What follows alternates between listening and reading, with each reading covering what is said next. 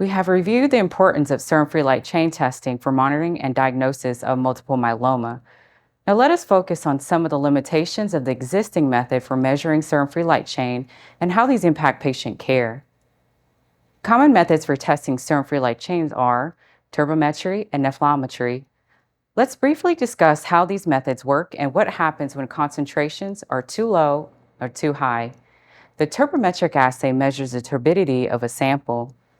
In these assays, latex beads are coated with free light chain specific antibodies and are mixed with a sample in a reaction buffer.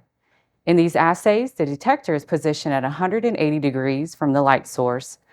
As antigen antibody complexes form, light is increasingly scattered, resulting in a reduction in transmitted light intensity. In the last step, the measured light intensity is compared to a reference curve. The nephelometry assay is similar.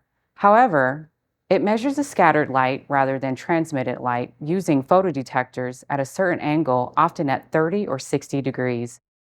The measurement is performed by comparing the intensity of the light signal from samples with a standard curve. Now that we understand turbometry and nephelometry and how they are used to measure serum-free light chain concentration, let's discuss some potential limitations impacting the laboratory and clinicians' interpretations when using these methods. The first limitation that can occur is antigen access. Antigen access, also referred to as prozone or hook effect, occurs when antigen is present in high concentrations. This affects the formation of the antigen-antibody complex, which can cause immunoassays to underestimate high concentrations of protein. The second common limitation is polymerization. Polymeric serum-free light chain enhances cross-linking, which causes large antibody-antigen complexes. This complex develops an intense signal leading to an overestimation of results. Differences in amino acid sequences may lead to monoclonal proteins having an unusual conformation, which promotes polymerization. Polymerization of light chains is a reversible occurrence. Higher dilutions may disrupt the polymer, leading to lower results. And lastly, in immunoassay, when repeating across different dilutions, lack of linearity can occur in the obtained serum-free light chain concentrations.